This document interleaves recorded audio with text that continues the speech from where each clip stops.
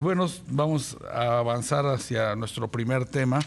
Usted sabe que el día de hoy el Banco de México dio a conocer los pormenores, la decisión de la Junta de Política Monetaria, la reunión de política monetaria, donde queda la tasa de interés en 11.25%. No es ninguna sorpresa, está, digamos que en el ámbito de lo que estaba esperando el mercado, y también se conoció el dato de inflación para el mes de enero. Para platicar de estos dos temas está acompañándonos aquí en Negocios en Imagen Pedro Tello, analista económico. Pedro, muy buenas tardes.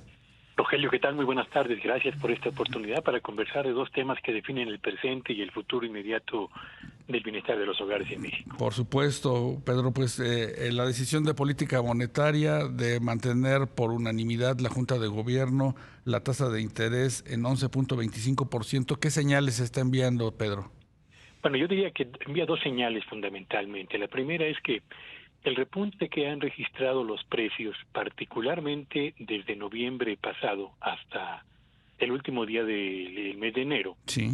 indica que todavía la inflación mantiene resistencias para consolidar la trayectoria a la baja que había venido mostrando en los meses previos.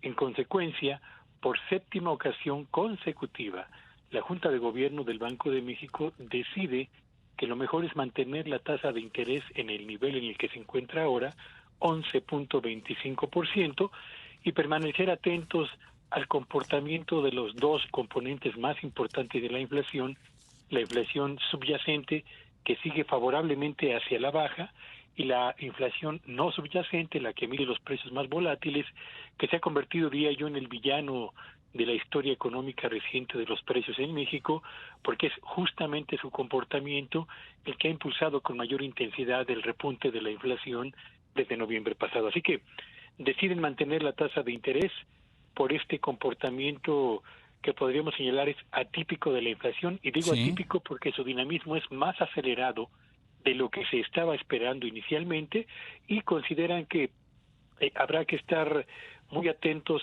a los riesgos al alza que se perciben hacia adelante en el comportamiento de los precios y a los resultados mismos de la evolución de este indicador para seguir analizando y tomando decisiones a propósito de la tasa de interés. Claro, Pedro, ha llamado mucho la atención el incremento de los precios de los alimentos al cierre de enero en términos anuales está arriba del 21%.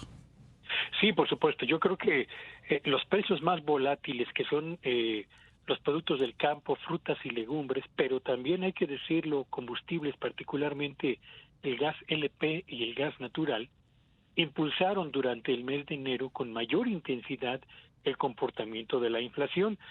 Solo para que quienes nos escuchen tengan una idea y lo puedan Sí, corroborar con la realidad cotidiana, productos como el jitomate solamente en enero tuvo un crecimiento en su precio del 52%, la sí. cebolla y la calabacita con incrementos superiores al 20%, y si hablamos de algunos frutos, el melón y el pepino se incrementaron en 16%, los nopales y el tomate verde con crecimientos del 12 y el 8%, y la mayor parte de estos productos que acabo de señalar son productos que forman parte indispensable y yo diría insustituible de la dieta cotidiana de la mayor parte de los hogares mexicanos. Sí. Así que un incremento tan fuerte como el que registraron en el primer mes de este año no solamente le pega a la inflación en general, sino particularmente al poder adquisitivo de la mayor parte de los hogares en México, independientemente del incremento al 20% que tuvo el salario mínimo a partir del 1 de enero de este año.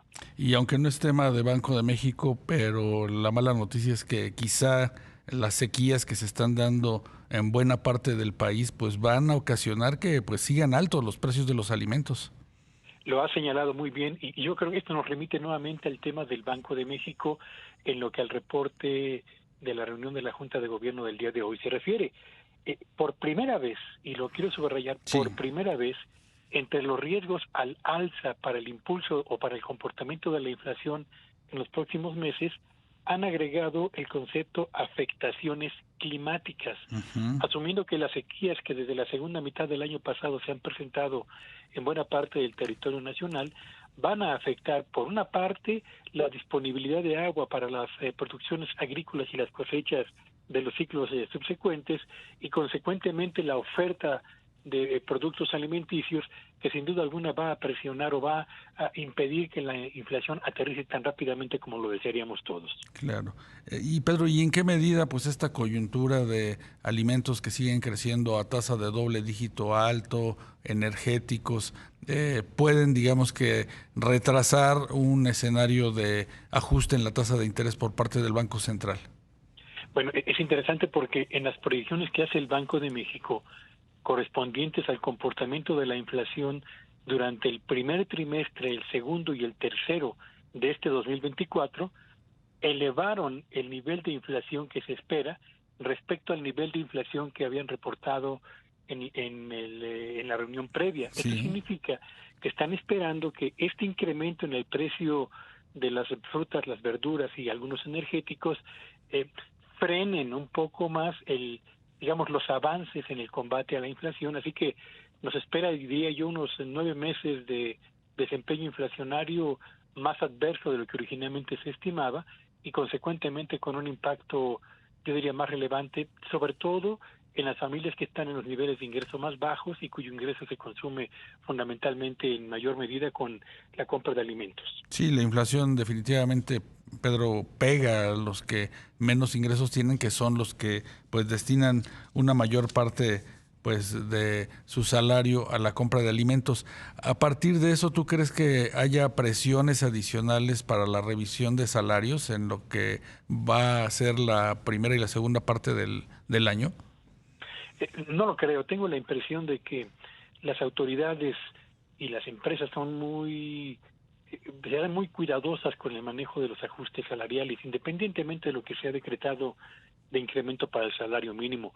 Aun cuando los salarios no son en este momento una presión en costos Sí. y consecuentemente en precios finales que llame la atención o que pueda estar en el radar de los posibles riesgos al alza de la inflación, es evidente que las revisiones de los contratos colectivos que tendrán lugar a lo largo de este año, tal como ocurrió en el caso de la industria automotriz en Puebla recientemente, Sí. van a generar una suerte como de, yo diría, incertidumbre latente. Habrá que ver la habilidad de sindicatos y habrá que ver la capacidad negociadora de empresas y, por supuesto, la mediación gubernamental para impedir que los salarios al alza en materia contractual puedan eventualmente convertirse en factores de presión en costos. Claro. Pedro, en función de lo que se vio en el mes de enero, ¿qué podríamos esperar para todo el año en la tasa de inflación y por supuesto, en el costo del dinero hacia el mes de diciembre? Bueno, yo tengo la impresión de que nos esperan 3 cosas en materia de inflación. Primero, un camino que seguirá siendo largo para llevarla a los niveles objetivos del Banco de México, 3% de manera puntual. Sí. 2, un 2024 que estará, yo diría, enmarcado entre una competencia electoral sin precedentes en México y un proceso inflacionario que seguirá siendo resistente para descender con la velocidad con la que originalmente se esperaba. Y por último, diría yo, un tema que tiene que ver con la erosión en los ingresos y el poder de compra de buena parte de los hogares en México. No creo que el 2024 vaya a ofrecer un saldo tan favorable como se esperaba hace unos cuantos meses en el desempeño de la inflación, y sí, por el contrario, tengo la impresión de que seguirá generando dolores de cabeza e inquietud en la economía familiar y, por supuesto, también en las finanzas personales, a la par que el comportamiento de las tasas de interés, que yo creo que su aterrizaje se va a ir retrasando paulatinamente o no avanzará con la velocidad que originalmente se estaba estimando. Por supuesto, pues un escenario desafiante para la inflación, para el costo del dinero en este 2024, como tú nos refieres. Pedro Tello, analista económico, gracias por acompañarnos esta tarde. Siempre es un gusto. Muy buenas tardes. Gracias, Pedro.